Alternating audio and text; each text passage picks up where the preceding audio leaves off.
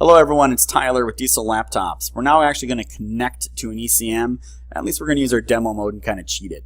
So first of all, we're going to use our commas as an example. You'll see that we can have two options here. There's a start button. There's a start one with the film strip.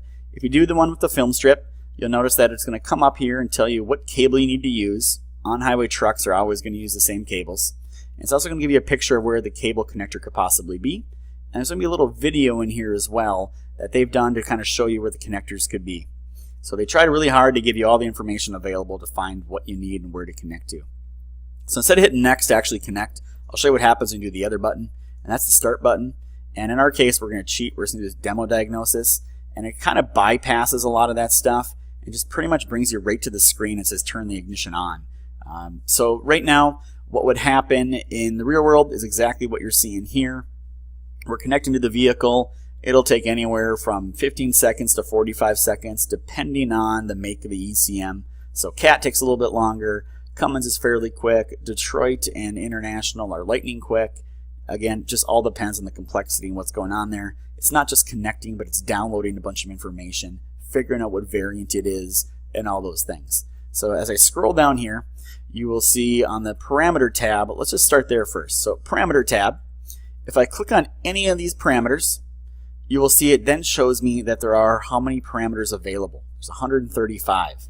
So it takes it a second here in our demo mode, but you're going to start seeing over here some values populate, and you're going to see some green and red values. What those green and red values represent is the low and the high of the value of that specific sensor or value while we've been connected to the vehicle. So you can then easily see what's been changing as they've been connected to the vehicle. Those aren't spec values, those are what they're low and high while you've been connected. Furthermore, besides just sensor values, as I scroll down here, you'll start seeing all the switch positions, cruise switch, air conditioning pressure switch, cruise control, etc., etc. That gives you some live values to kind of look at while you're trying to make sure a sensor is working properly or components functioning properly on the truck. So this is great. It's a big list of sensors. As you can see, 135 of them. Sometimes you want to filter that down a little bit. So what you would do is you would click on the filter button. And in the filter button, you can simply and easily just select what you want to watch very quickly. So I would select those, hit the checkbox, and now I'm only watching those sensors.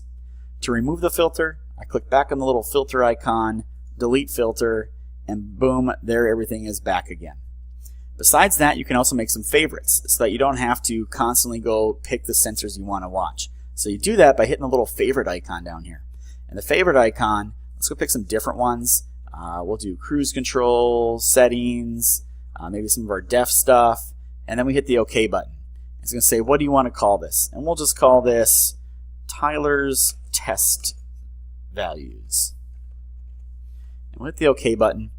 And now there's our Tyler's test values with our favorite parameters, and this is saved in the system forever. So we can make as many of these favorites as you want, which makes it real nice if you're trying to set up a favorite for maybe fuel system or ignition system or exhaust. Kind of let you see all your favorites. And again, you can reset your min and max.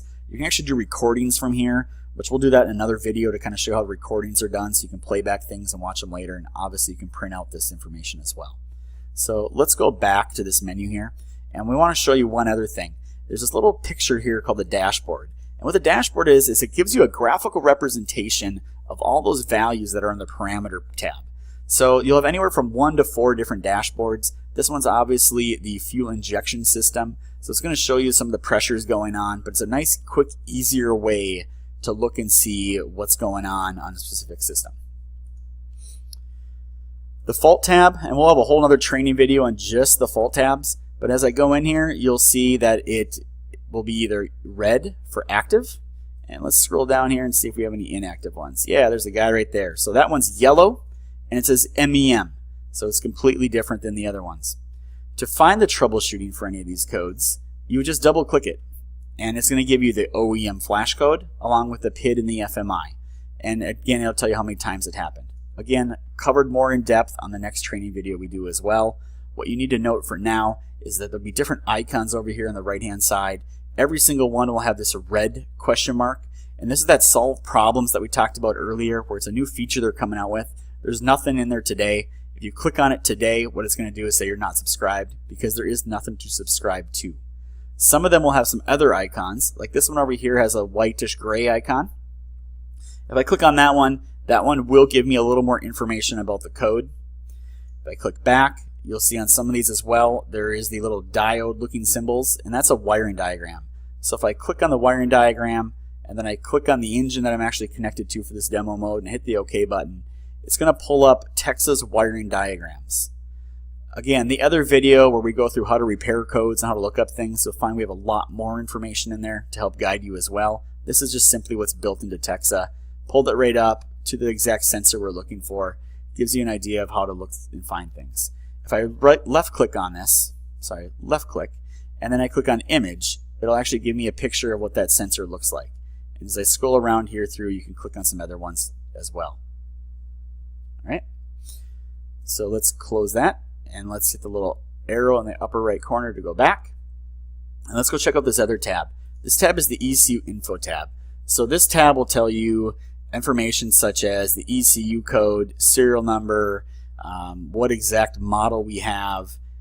Again, we're in demo mode, so things are coming up a little funky, but your information would be much more cleaner in there as well.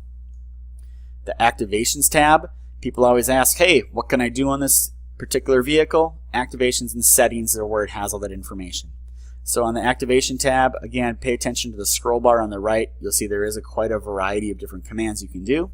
Anything you can do inside the OEM software, you can do inside the TEXA. So that does not cover horsepower changes and tuning and ECM calibrations, but all your diagnostic stuff is definitely included in here. So it'd be either under Activations, or if I go over here to Settings, is where you'll see the other one as well. So after treatment filter resets, resetting the NOx, changing the cruise control, just command after command after command after command is loaded into the system. So that is the very quick and dirty overview of how to kind of navigate around and how to get to where you want to go inside the TEXA. Thank you for watching.